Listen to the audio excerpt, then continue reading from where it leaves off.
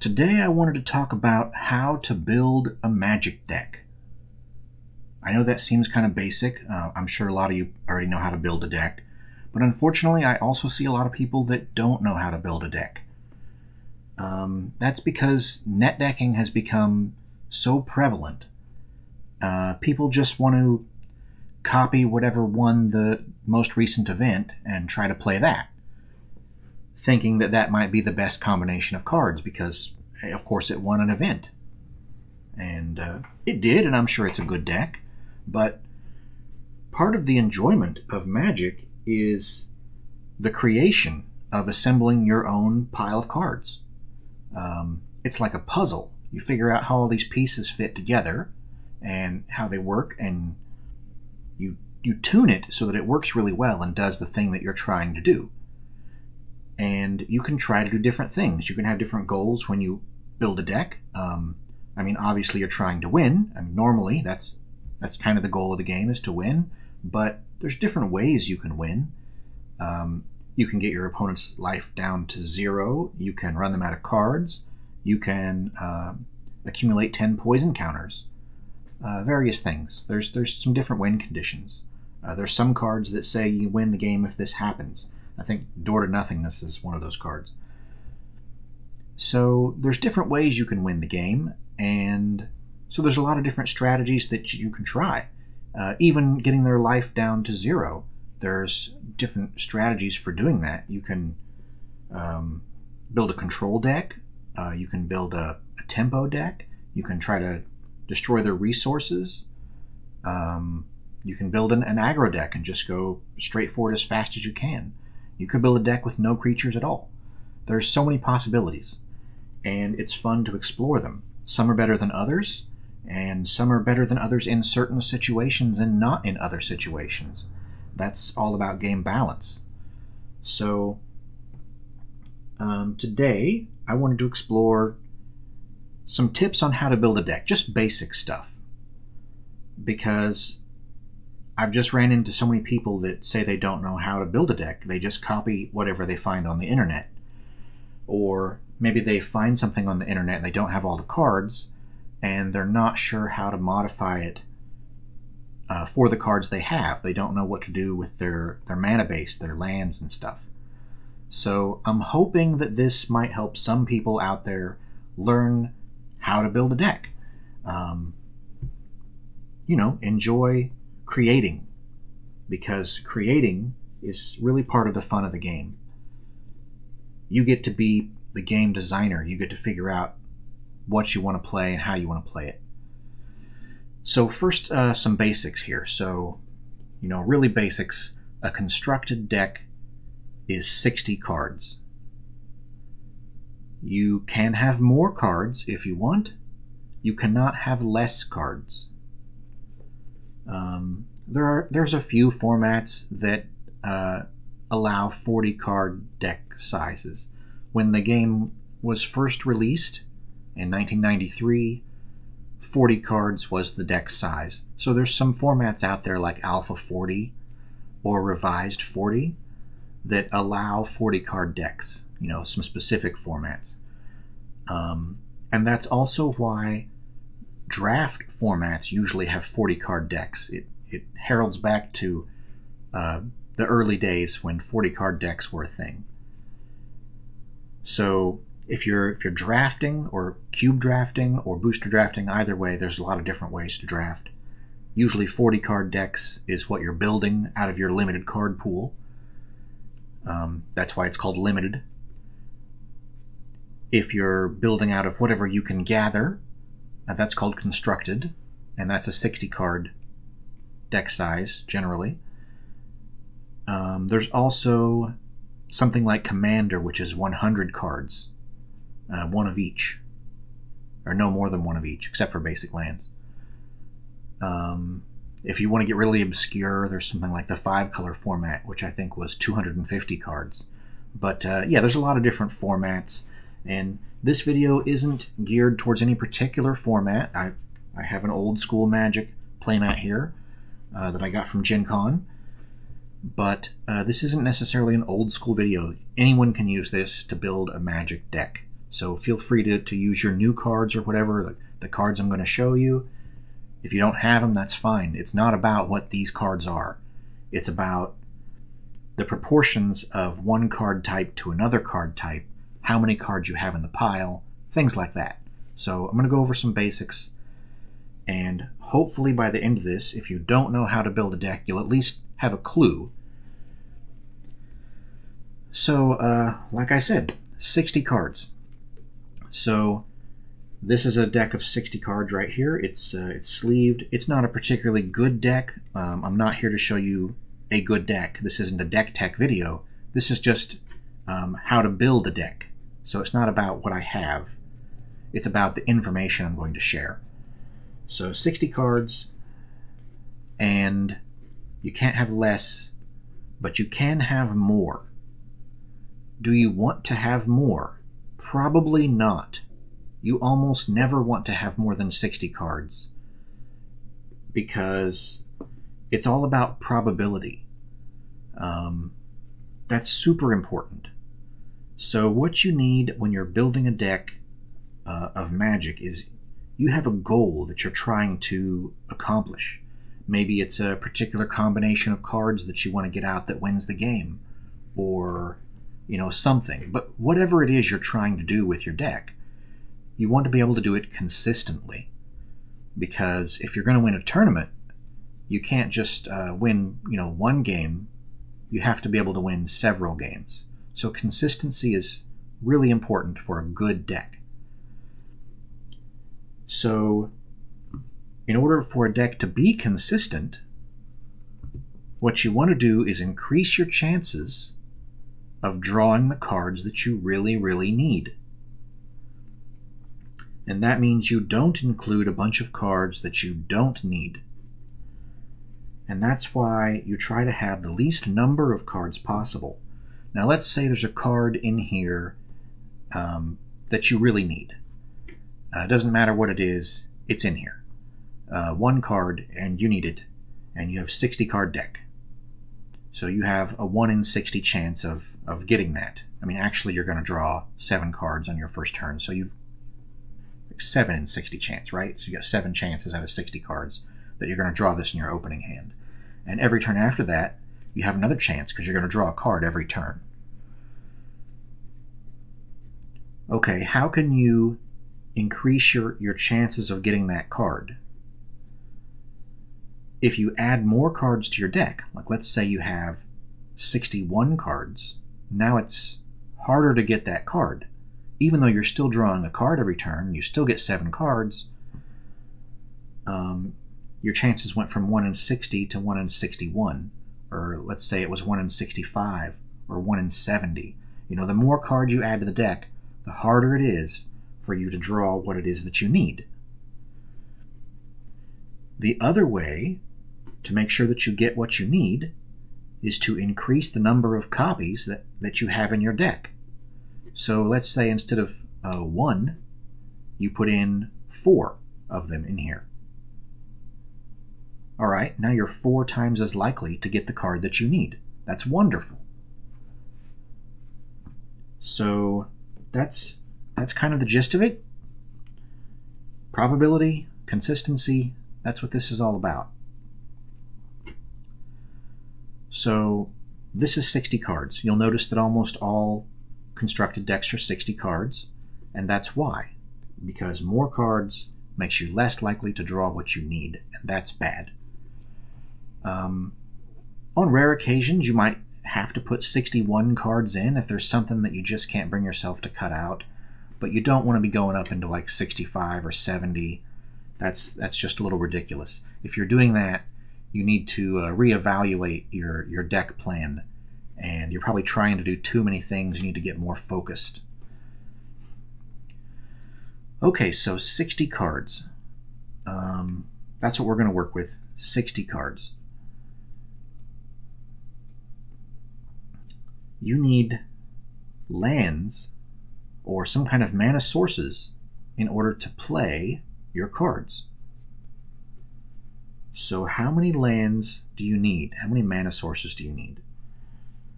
Well, The old instructions, back when the game was new, the instructions said about 1/3 of your deck should be land. So that would be 20 cards out of a 60 card deck, right? So let's count that out. 1, 2, 3. There we go. Let's just flip it over here, right? Let's count it like this. 1, 2, 3, 4, 5, 6, 7, 8, 9, 10, 11, 12, 13, 14, 15, 16, 17, 18, 19, 20. There we go. Okay. So 20 lands, and that leaves 40 cards over here in this pile.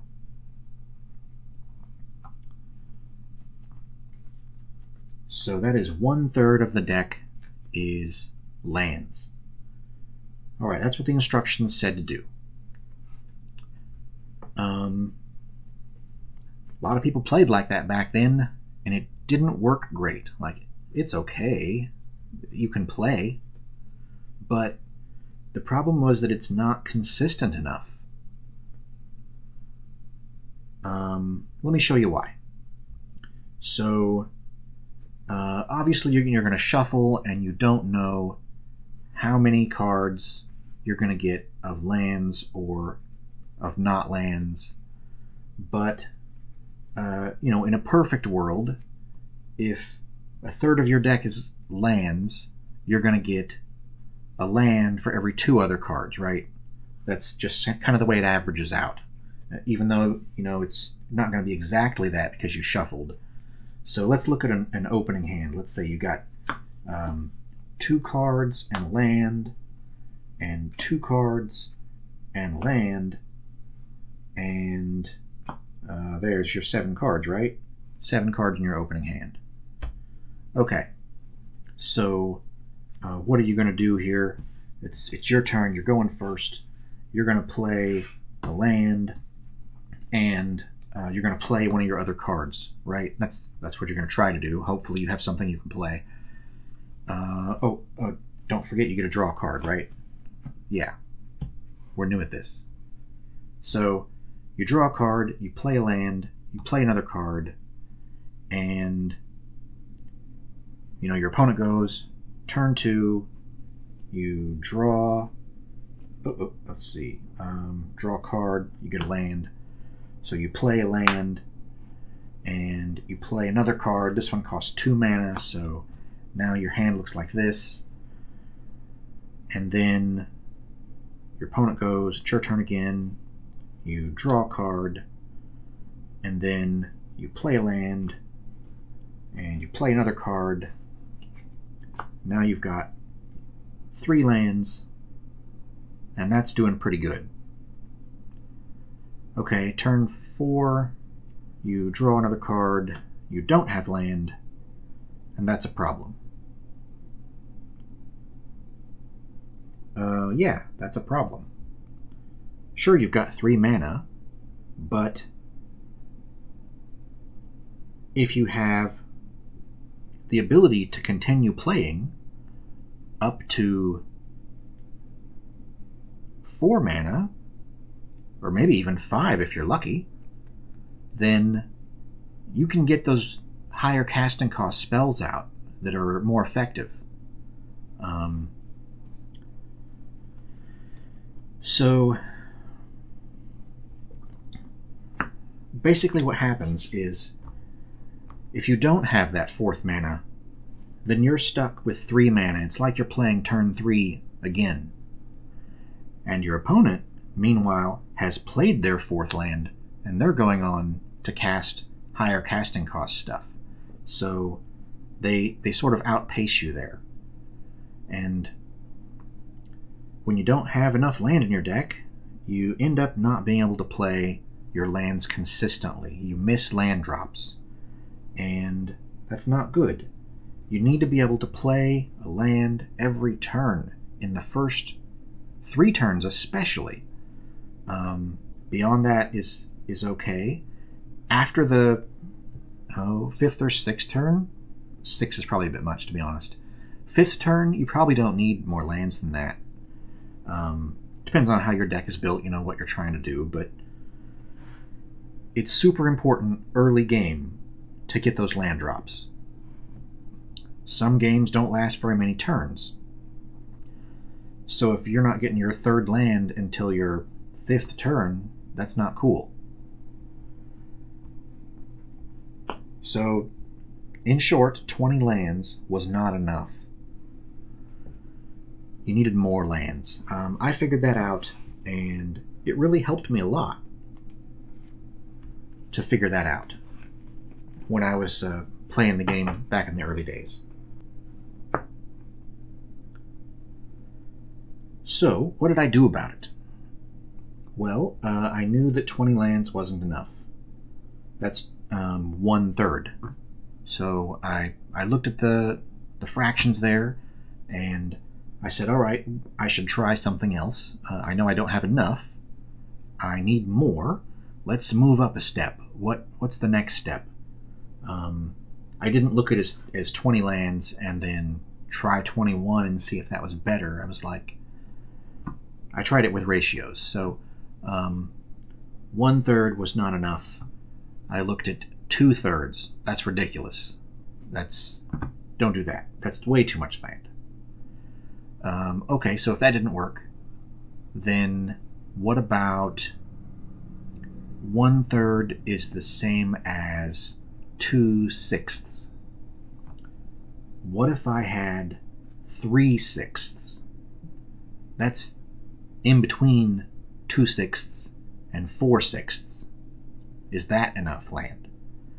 And I looked at it and I was like, that's half the deck land. That's still too much. I don't want half the deck being land. It's got to be less than that, but more than 1/3. All right, so what's in the middle between 2/6 and 3/6? So, you know, I did the fraction thing again. 2/6, that's 4/12. And 3/6 is 6/12. So right in the middle there between 4/12 and 6/12 is 5/12. So I said, all right, let me try that. That's an increase that's not too much. So I gave that a shot. 5/12 came out to 25 lands. I think I ran 24. I don't know why, but it ended up working out. 24 seemed to be the magic number. So 24 lands was where I needed to be for most decks. Not every deck, but for most decks. Okay. So 24 lands, or at least 24 sources of mana here. That let me get the mana I needed to play up to turn 3 and past it pretty consistently. And this has been pretty widely adopted since I played back then.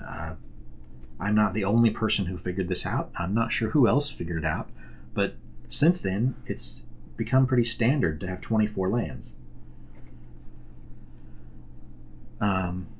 If your deck is really low casting costs, maybe you can get by with a little less. Some people run 22. I've even heard of people running like 18, which is really, really low. You'd have to have a super low casting cost deck that's pretty fast. Like maybe you've got a bunch of stuff with 0 casting costs, and you just don't need land for anything. But in most cases, 24 lands is the way you want to go. So general deck. These are mountains. I know they don't have the big mana symbol like you new players are used to seeing. It actually says tap to add 1 mana to your mana pool, one red mana. Obviously these aren't modern cards, they're the old card frame. Again, that doesn't really matter. The only important thing here is that those are lands, and these are not lands. So 24 lands in a 60 card deck, and that leaves 36 other cards. Now, like I was saying, you want to maximize your chance of getting the cards you need, and you can only have 4 copies of any card in your deck, except for lands. So 36 divided by 4 is 9. So we have 9 piles of 4 cards. Let me set those down here.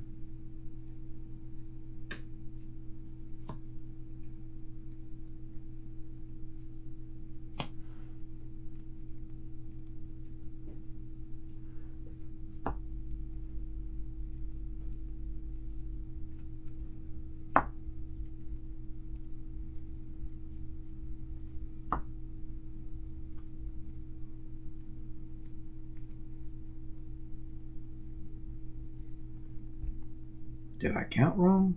I did. I counted wrong. Well, anyway.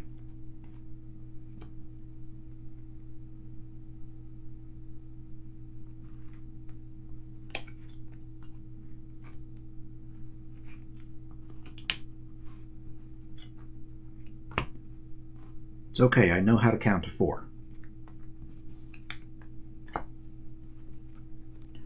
All right. So here we go. 9 piles of 4 cards.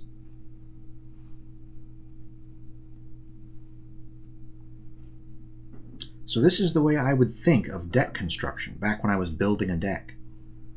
I would think, okay, I'm going to build a deck.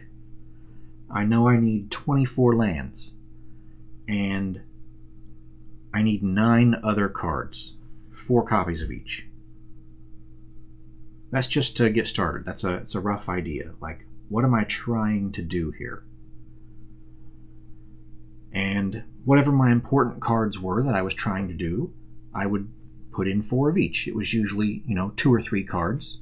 I'd put in 4 copies of each, and then I would sort of build around that. I'd look at what those cards were doing, and then I would try to find some other cards that had good synergy, that worked well with those cards that I'd already chosen. Okay, so something else that I kept in mind while I was building a deck is that speed wins games.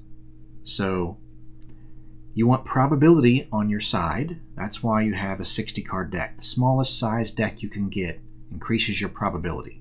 That's also why you run 4 copies of whatever your important cards are. That increases your probability. So you got probability on your side. That's great. Gives you an advantage. Okay, so you've got 24 lands.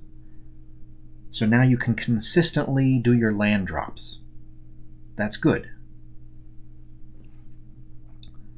That's what you need. So you got probability, you have some consistency, 4 of each card that you need. That's also going to help your consistency. The next thing that you need is something to do. I mean, obviously your spells are your thing to do, but what we're going to talk about is mana curve. Now, that term didn't really exist back then when I was doing this, but it suits the what we're trying to do here, so it fits. So the idea is that your really important things that you're trying to do, I'm sure they're awesome, but if they cost 4 mana and you don't have anything to do until you get to 4 mana, then you're just going to be sitting there dropping land and not doing anything while your opponent's killing you. That's not really an effective way to win games. So you need to have something to do on turn 1. What is it that you're going to do? I don't know. It depends on what card you pick to put in your deck. But you need to have something to do on turn 1. Now, how many somethings do you need to have to do on turn 1? I liked 8 or 10 things to do on turn 1 of my cards here. So let's have a peek here. All right, here is a Curd Ape. There's 4 Curd Apes. That seems all right. And here's 4 Goblins. So these cost 1 mana, and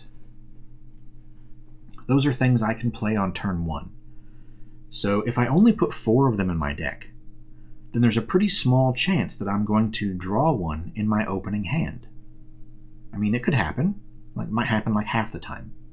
Not quite half the time, something like that. So I want more things, more than 4 things to do on turn 1. So here's 8. Like I said, often I would run 10 things. So like maybe this pile might be split into, instead of 4 cards, maybe it's 2 copies of some other things. So yeah, something that I can do on turn 1. Similarly, so I can consistently do this, you know, one or the other. This is going to be happening on turn 1. I know what I'm going to be doing.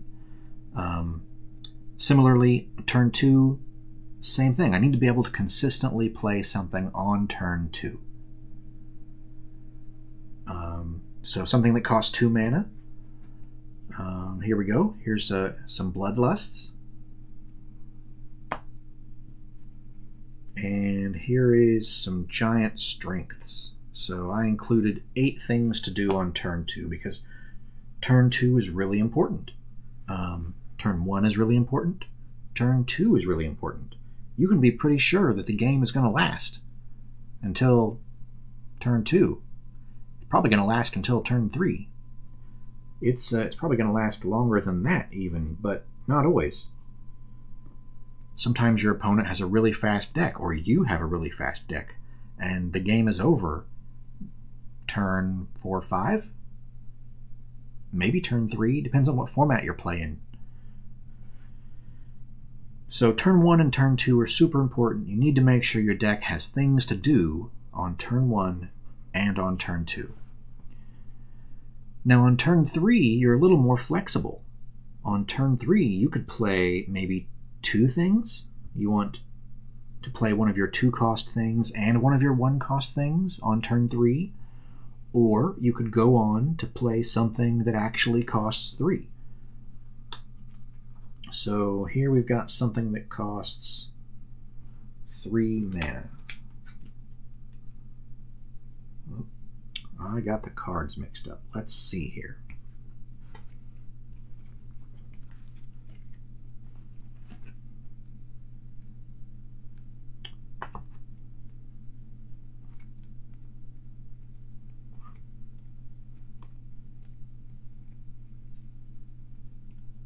Okay, there we go. Something that costs 3.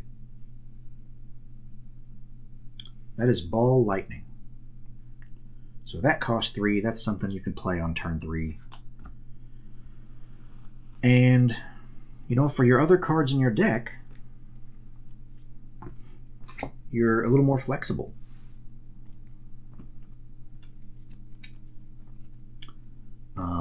Maybe you want to curve upward with your mana curve. Maybe you want some higher casting cost stuff. Maybe you want some more smaller things, but you probably want some higher casting cost stuff. What happens if you have too many cards with low casting costs is that you can play multiple of them in a turn. That sounds great, and it is, except you run out of cards in your hand, and then you get to where you can't play anything because you don't have any cards left in your hand. You're just sort of top decking your next draw and playing whatever it is. And so you kind of want your mana curve to go upward to match your land drops. So you need a few higher casting cost things, you know. Maybe not as many as you need of lower casting cost things, but you need to have some. So here's another 3-drop card that costs 3 to play. This is Blood Moon. And here is a card that costs 4 to play. This is Juggernaut. So there we go, curving upward there. And I'm going to stop here with the 4-drop. That's the highest that I go in this deck. Beyond that, I want to be doing some other things, like I might not get this 4-drop on turn 4. Maybe I'll hit it on turn 5. It just depends on how I draw, how I shuffle. But, you know, I can start playing multiple cards after that, and that's probably okay. Hopefully, I can win the game before I run out of cards. That's a little difficult with a red deck sometimes. So my other cards here that I tossed in are just some utility cards. They happen to be low casting costs, but I wouldn't have had to pick low casting cost cards. This is a Lightning Bolt, which only costs 1. And this is a Goblin Grenade, which also only costs 1. It also requires me to sacrifice a goblin. So there's sort of an idea of what a deck is like, to build a deck. You need your lands in enough quantity that you can consistently play them, and you need your cards that you choose to have a mana curve that sort of goes up.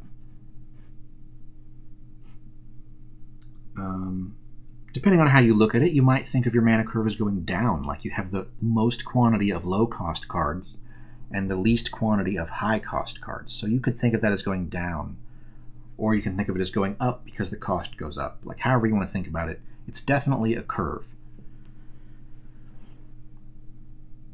So, is this a good deck? This is just some cards I grabbed, to be honest. It's not a great deck. Like, if I wanted to fix this to make it a better deck, the first thing that I would do is get rid of the Curdapes and replace them with some different goblins. And that would give me more goblins that I could sacrifice for the Goblin Grenade. That makes this a better card. So that would be a good move. Other than that, it's not too bad. I could make some other changes to improve it, but this is a pretty fast deck. I mean, let's see. What could you do here? So let's say it's turn 1. If you got the perfect hand, turn 1 you Goblin right here. So you play Goblin turn 1. You can't attack with it. He has Summoning Sickness. And so turn 2, then you're going to Giant Strength your Goblin. Is that the best thing to do? Maybe. You're going to attack with it for 3. You got a 3/3 Goblin. And then on turn 3, you're going to maybe Ball Lightning and attack for 9. So yeah, 9 and 3, that's 12. So you've done 12 damage so far on turn 3. Turn 4, you want to... you don't even need a 4th land drop. Turn 4, this is dead. Turn 4, you Bloodlust your 3/3 Goblin and attack for 7 points. Plus you do another 3 with a Lightning Bolt. And now you've done 22 points of damage by turn 4. Game over, right? Maybe. Depends on whether they blocked and stuff like that. But anyway, gives you an idea. Not a bad deck. Not a great deck either. It could be better.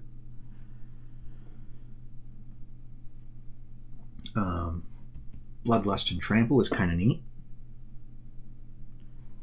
You can also sacrifice the Goblin for 5 damage. Like there's lots of ways to do damage here. That's not what this is about, though. This isn't a deck tech. This is about how do you make a deck good, like at least playable. Come on, how do you build a deck? So, as you can see, this is a monocolor deck, only one color. The reason for that is, again, consistency. And to a certain extent, probability. I mean, your chances of drawing the right color of mana are great. All of your cards are red. This is colorless. You can use red mana. And you have all the right colors on your lands. So you're never going to get a situation where you draw a land and you don't have a spell that matches the right color and you can't play it. That's called being mana screwed, or having no lands is also being called mana screwed. And that's just not a great situation to be in. So if you're just starting out, monocolor is a nice way to start. You know, pick a color. Doesn't really matter what color. Red's popular, black's popular. You can do other colors. Blue is a harder color to play. Like if you're just starting out in the game, blue is a great color, but it's not as easy and straightforward as some of these other colors. Blue requires more thinking and planning. So you might want to try the other colors first, but eventually you'll get into blue if you play long enough. Okay, so monocolor works great when you're starting out. Let's say you want to have more than one color in your deck. What do you do for lands? You need to have like a mix, right? Okay, so before I go into that, I'm going to just slow down a second. Mana base, lands, mana sources, whatever you want to call them. When I say to have 24 of them, what I mean is you need to have, that many things that make mana for you to play your spells. Now, in this example, I'm using lands. They're mountains. Here is a Maze of Ith. Now this is a land, but it doesn't make mana.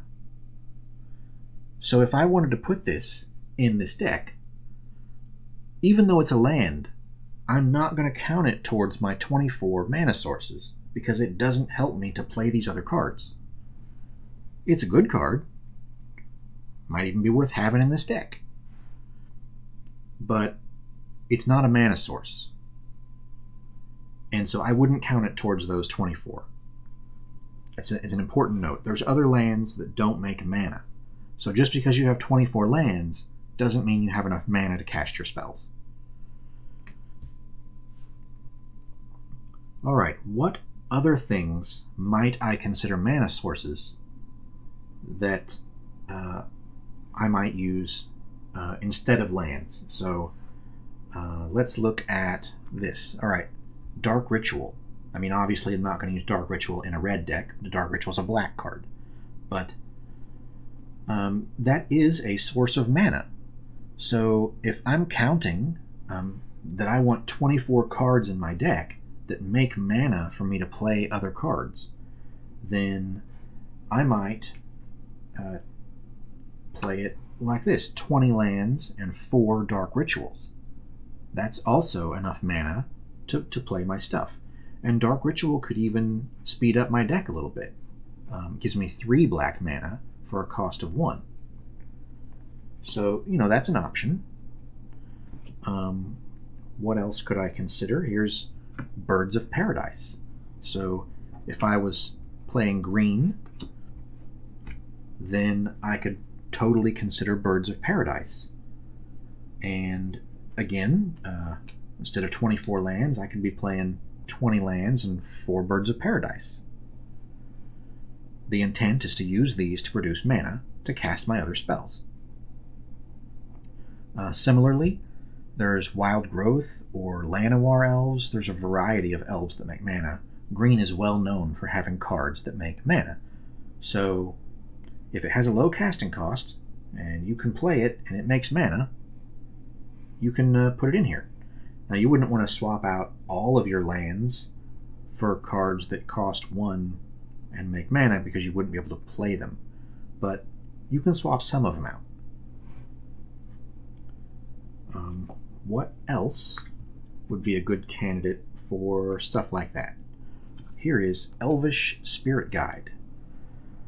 This is a card that you exile from your hand, and it makes a green mana. So you could have 4 of these instead of 4 of your lands, so 20 lands and 4 of these. Similarly, there's a Simian Spirit Guide. Same thing, but makes red mana. Those are options. So just some stuff to keep in mind. There's other ways to make mana. Alright, so let's say you want to build a 2-color deck.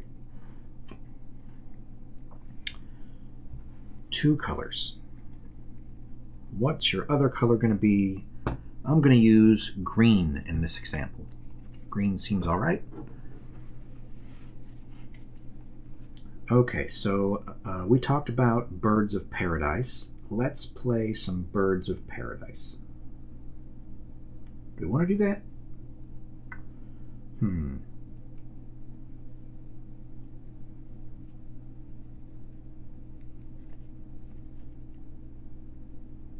Why not? Okay, Birds of Paradise. Let's, we're going to play red and green Birds of Paradise. Let's put these in here instead of what? What do we want to get rid of here? My green cards are all pretty low casting cost. Let's get rid of the Goblin Grenade and the Goblins. And we're going to put in some Birds of Paradise and 4 Berserk.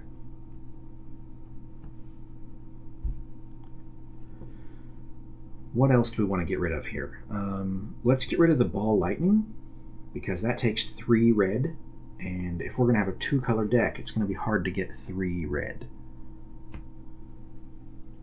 So let's replace the Ball Lightning with Scrib Sprites. And why not, let's replace the... See, that takes 2 red. I can probably manage 2 red, right, in a 2-color deck. Might not do it on turn 2, but maybe I can do it on turn 3.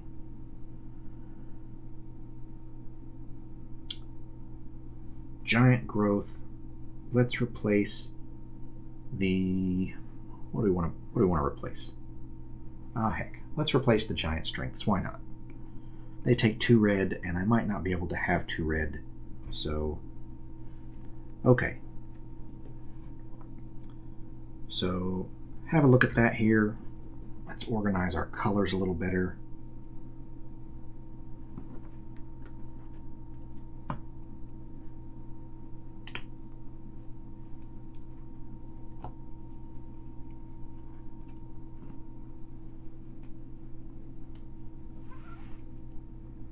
Okay, now we can sort of see our color breakdown. We have equal numbers of red and green. Now, I know I said that we could replace the lands with the Birds of Paradise. Let's just pretend these are some other green creature that doesn't make mana for the purposes of this conversation.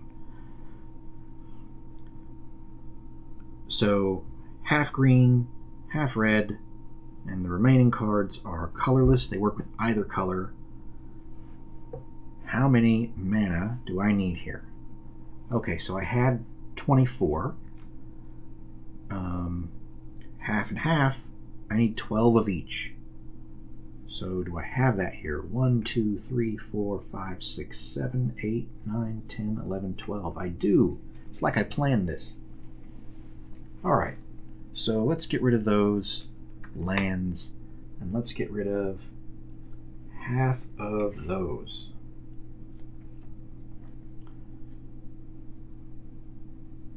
So there's 4, and here is 8 more. Okay. So here we go. We have 12 of each type of land and half the deck of each color, and this works with either one.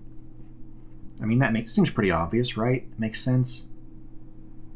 Okay, what if you want to do it differently? What if you want 3 green cards? I mean 3 different ones, and 5 different red cards. So you've got some green cards, but not half. What would you want to do then? You have too much green mana, right? What's going to happen in this situation, if you have a deck like this, is you're going to draw your green mana when you have red spells. So you need to fix that a little bit. So you took away 4 green cards and added 2 red ones. So we're going to take away 2 green lands, and we're going to add 2 red lands. Okay, that should work. That's about the right ratio, especially since these green cards only cost 1 to cast. You could probably get away with less, but that's okay. Looks good. What if you want to have even less green cards? Let's take that away and put these goblins back in, huh?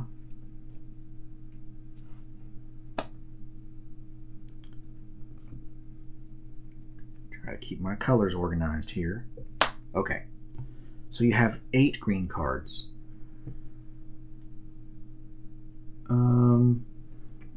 I think you can take away 2 forests and put in 2 more mountains again. So you have 8 forests and you have 8 green cards. That's okay. You have 16 mountains and 22 red cards. That's all right. So something you could look at is your ratio of cards for colors here. So 22 and 8. Not going to worry about these because they work with any color. So that's 30. So 24 lands divided by 30 cards times 8 green cards is 6.4 green lands. So you want to have at least 7. I'm happier with 8, to be honest. The reason for that is that if you get too few green lands, even if you don't have many green cards, you're going to get in a situation where you draw green cards, but you don't have the mana to cast it, and then it's just a useless card. So let's say you took away, let's take away the green creature and leave the Berserk, because Berserk's a good card, right? And let's put in this red card again. So now you've got a deck that only has 4 green cards. We call that splashing a color. You're going to splash in some green because Berserk's a great card. And when you bloodlust your Juggernaut and turn him into a 9/1 creature, maybe you want to Berserk him and turn him into an 18/1 creature with trample. That'd be good, right? So what happens if you have 4 green cards in your deck? How many lands, green lands, is enough to do this? Do you want 2? Like, is that enough green lands? No, not even close. If we did the math, let's see. 24 lands divided by, we got 30 different colored cards here, times 4 cards, that's 3.2. So if you round that up to 4, is 4 lands enough to be able to effectively play those cards? That's still a no. 6 might do it. Like, you're not planning to play all these cards, right? You're just going to play the one you draw. So 6 might do it. 8's okay. Certainly wouldn't want more than 8. Maybe 6 is the right number, since they only cost 1. Let's do that. I think 6 is about right. Okay, so this gives you sort of an approximate idea how to do your mana base for different mixtures of cards of different colors. And you're going to have to fine tune it as you play your deck. Like, play it a lot and see what you think. See if you're having problems in some area. Maybe you need to adjust a little bit. Everyone has to go through that. It takes a lot of practice to fine tune a deck. Sometimes it'll be good against some decks and bad against other decks. Like, that's just the way it works. Okay, so that's a 2-color deck. What about a 3-color deck? 3-color deck is a bit more difficult because you've way increased your chances of having the wrong color of land for the cards you have in your hand. And that's not a good thing. So for a 3-color deck, what you want to do is not build one. Don't do that. Not unless you have some lands that can produce multiple different colors of mana. There are totally lands that do that. There's a lot of them out there even. I'll show you some of the best ones here. So here's the famous ones, the dual lands. Like, all lands that produce more than one color of mana could be called dual lands, but these are the original ones. So they're not just dual lands, they're the dual lands. They're the ones. So there's 10 different ones, every different combination of 2 colors that you can get in the 5 colors of Magic. Taiga, Scrubland, Underground Sea, Badlands, Bayou, Plateau, Savanna, Tropical Island, Volcanic Island, and Tundra.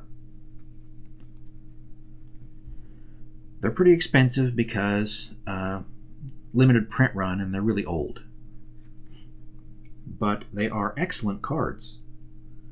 So this deck right here, it could totally use some of the red and green one. So that would be Taiga. Here's 3 more, so we have 4 Taigas.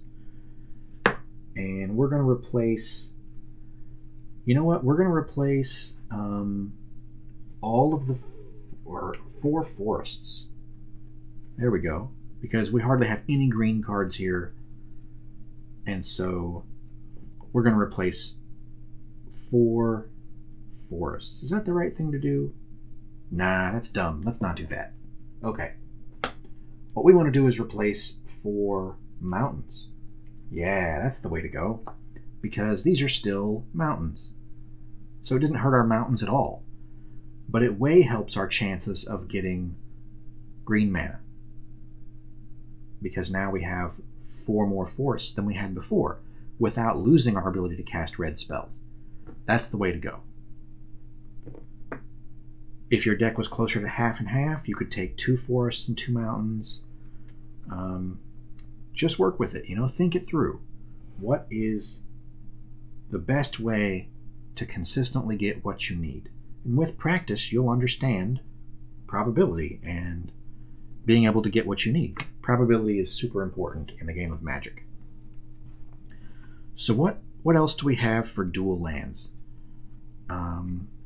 Here we have, these are called fetch lands because they get 2 different land types. Each one can search for 2 different land types. They don't actually make mana, but they get a land that makes mana. So they are Polluted Delta, Windswept Heath, Bloodstained Mire, Flooded Strand, Wooded Foothills, Misty Rainforest, Arid Mesa, Verdant Catacombs, Scalding Tarn, and Marsh Flats. They're really good cards. You have to pay a life to use it, and then you search your deck for whatever land type it says, which of course you're going to put the one in your deck that's the one that searches for the land types you need. So this is red and green. Which one of these makes red and green? Let's see. Looks like this one, Wooded Foothills. So I could put this Wooded Foothills in here, and it lets me tap and search for a forest or a mountain, whichever one I need.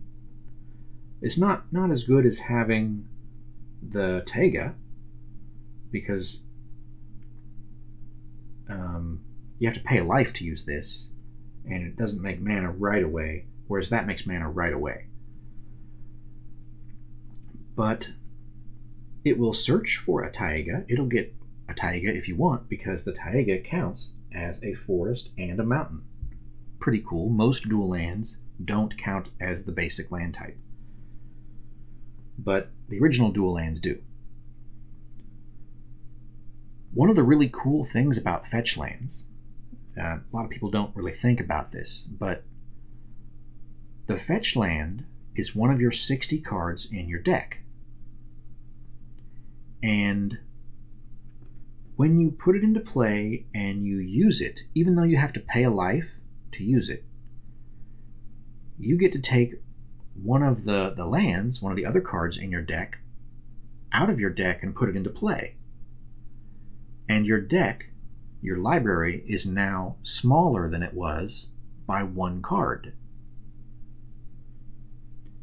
And that increases your chance of drawing a card that's not a land. It effectively reduces your deck size mid-game. Think about that for a second. So if you played enough fetch lands, sure, you have to pay a life to use it, but you could play fetch lands to pull the lands out of your library and put them into play, so that when you're drawing a card, you don't waste a draw by getting a land. Instead, you get cards you can cast and play and gain advantage in the game. So you can play fetch lands even in a monocolor deck, and they're still good. It's not just for 2-color decks. Fetch lands are great.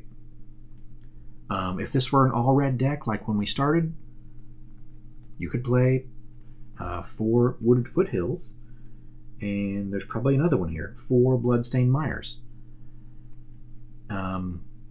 That's 8 lands. You could get your 8 other lands out.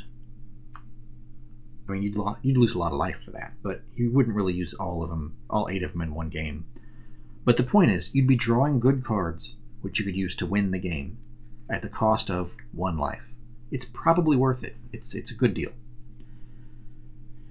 So that's how the fetch lands work. What else do we have for dual lands? The other really popular one here, these are called shock lands. That's because when they come into play, they come into play tapped unless you pay 2 life. If you pay the 2 life, they come into play untapped and you can use them right away. So it's nice to have that option. to be able to use them right away. And a lot of people do, because it's better to play a land you can use this turn, not play a land that you can't use until next turn. I mean, if you can't use it until next turn, it's like you didn't even play it until next turn. You lose a turn of advantage. So they're called shock lands because of a card called Shock that deals 2 damage. It's like you've shocked yourself when you play one, and it comes into play untapped. So they are Sacred Foundry, Temple Garden, Watery Grave, Overgrown Tomb, Breeding Pool, Hollowed Fountain, Blood Crypt, Steam Vents, Stomping Ground, and Godless Shrine. So 10 shock lands. Again, every different 2-color combination that you can get out of the 5 colors of Magic.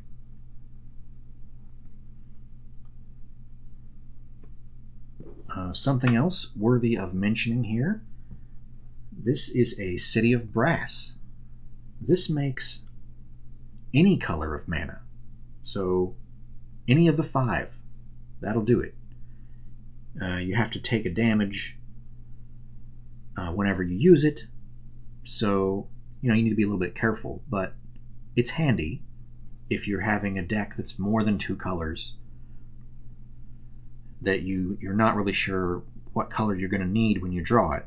This will make it. Gemstone Mine is another one. You can only use it 3 times, but it makes any color, which is pretty awesome. And Mana Confluence, very similar to City of Brass. You pay a life to add 1 mana of any color.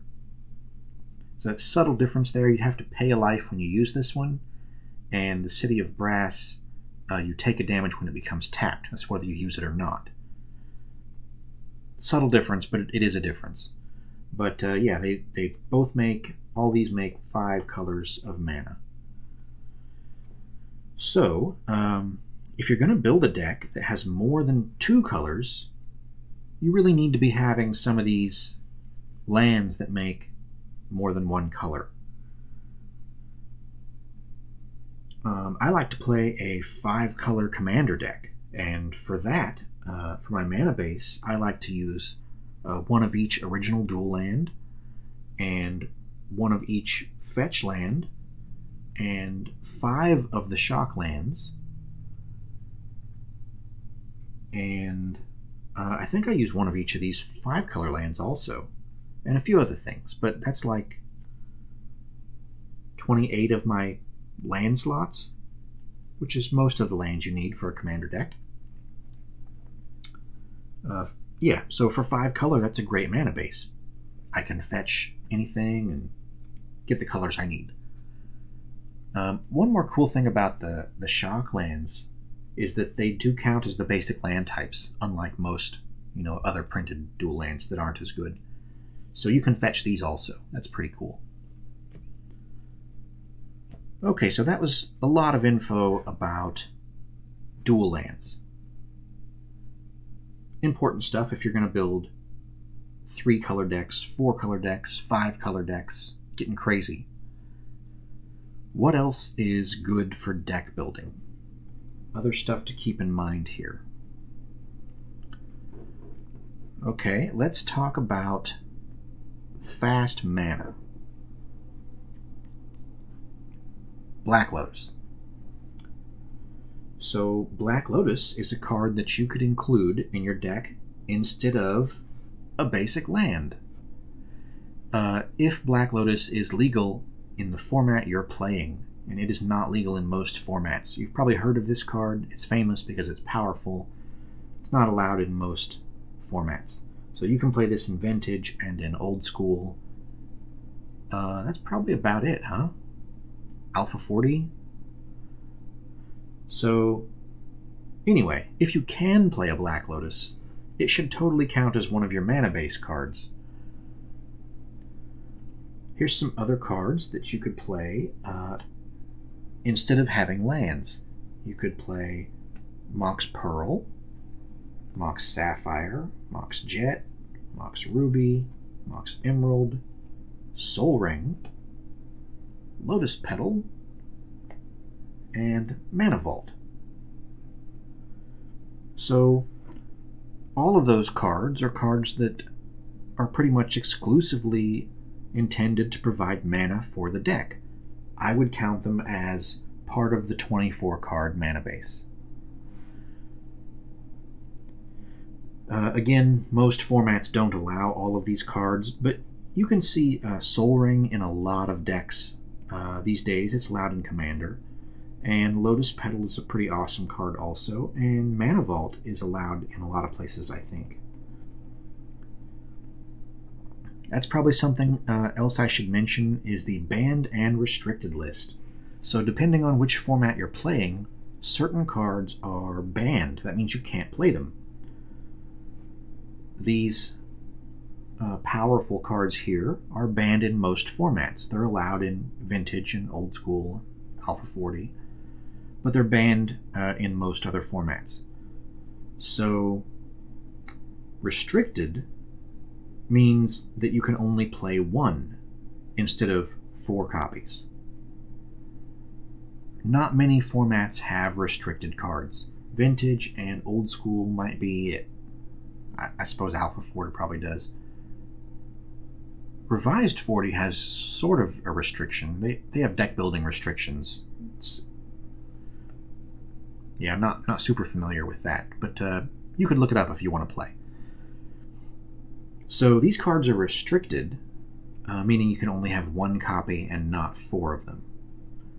So that's important to keep in mind when you're building a deck. Check your format rules, which are, in most cases, posted on the Wizard's website, or in the case of Old School, they're posted in other places like Eternal Central, stuff like that, depending on which Old School rule set you're playing with.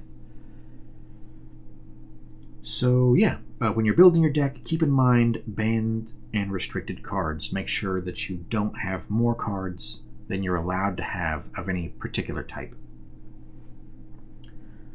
So yeah, those are worth mentioning. Great accelerators.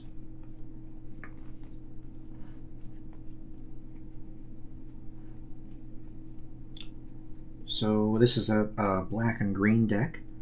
I could totally add a ruby and an emerald instead of a mountain and a forest, and the deck would be that much better, right? The Soul Ring, it helps with the Juggernaut, but it doesn't help with most of these rest of these cards, so I probably wouldn't include the Soul Ring, oddly. Like, with most decks, you want a Soul Ring, but it only helps with the 1 card here, so it might not be a great choice. Lotus Petal is always good. Interestingly, Lotus Petal is not allowed in Old School because it's too new.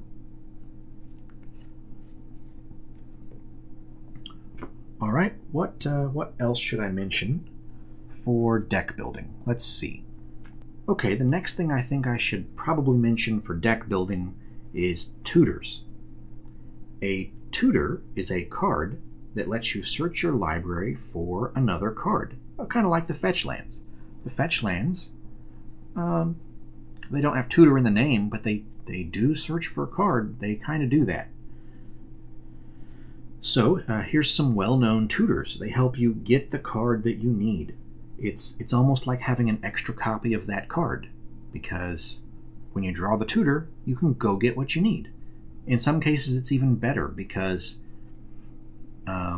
instead of getting you a specific card, you can choose between several different cards that you might need. So if you have a combo deck and you have one of the pieces, the tutor can get you whichever other piece you need, not just a particular card. So it won't get you the one, you're not stuck getting the one you already have. It's not the one you want. You can go get the other one. You have options with a tutor. So, Demonic Tutor, Enlightened Tutor, Mystical Tutor, Worldly Tutor, Vampiric Tutor, Gamble is the red tutor, Tinker, that's pretty much a tutor, an Imperial Seal, a very expensive tutor, which is a lot like Vampiric Tutor. It's expensive because you can play it in addition to Vampiric Tutor, and it's also kind of rare. Okay, so there's tutors. They allow you to get various things. Each one says what it does. Feel free to look them up if you're playing, in that color. Black is known for having tutors more than other colors. There's some other black tutors. There's a Diabolic Tutor. There's probably others. There's cards that search. Imperial Recruiter is a creature that lets you search for another creature. I think Goblin Guide might do something like that. Anyway, there's various other ways to search your library for things, even the fetch lands, like I mentioned. And like the fetch lands, these thin your deck. Unlike the fetch lands, they're not getting lands out, they're getting other cards out. So they actually increase your odds of drawing a land from your library after you get the card that you need. But, hey, they get you the card that you need, so maybe it's worth it, right? What else? When you're building your deck, keep in mind what your weaknesses are. Like the metagame. You might have heard that word. That's the decks you're going to be playing against. That's what you expect to go up against. It's what's popular in the people that you'll be playing, like in your play group. And so it's what you can expect to be playing against. So if everyone plays creature decks in your play group, then you can expect to go up against them. So you need to keep that in mind when you're building your deck to make sure you have some kind of a defense against that. Or maybe control is really popular, or maybe direct damage is really popular, or a combo. Whatever's popular at the moment is going to change as time moves on. Things shift and change. As new cards get printed, some things get better or worse, or sometimes people just get tired of playing the same thing and switch to a different deck. So you can't be good at everything, and you need to keep in mind what you're most likely to be playing against.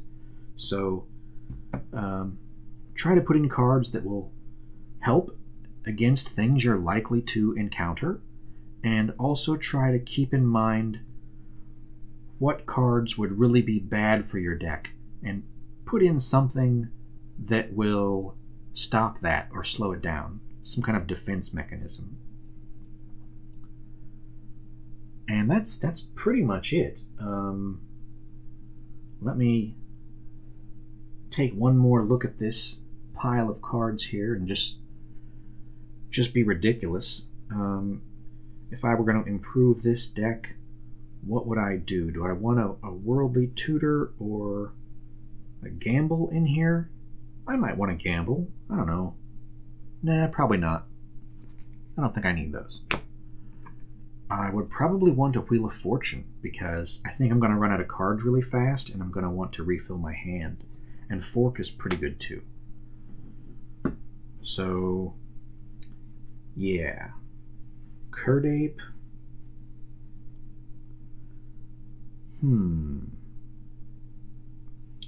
Curdape, Goblins, Goblin Grenade. Give me 8 more Goblins. Give me some Mons Goblin Raiders. Let's pretend that's what these Blood Moons are. Keep the Berserk. Keep the Bloodlust and the Lightning Bolt. Maybe the Giant Strength can go. 1, 2, 3, 4, 5, 6, 7, 8. I got 2 more cards. What are my other 2 cards? Let's see. A lot of red cards here. I bet I can play Ball Lightning.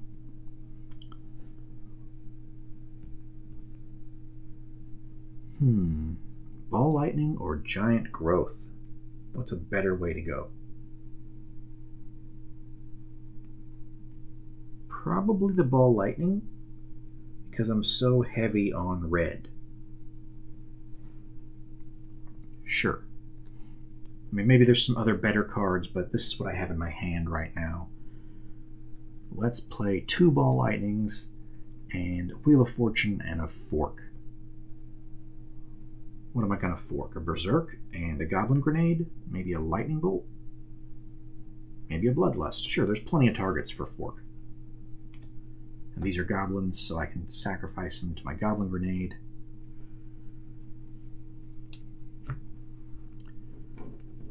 And let's play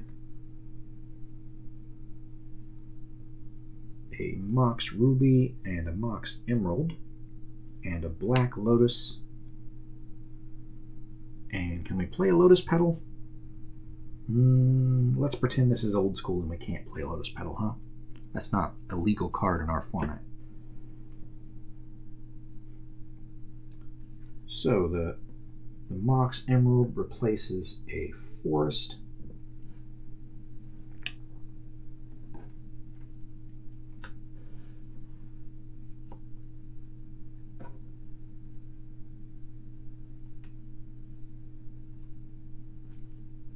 And the Ruby replaces a Mountain.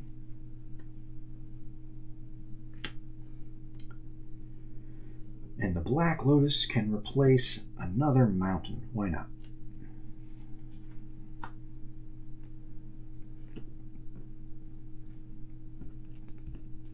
Let's swap out these two mountains for these with better pictures.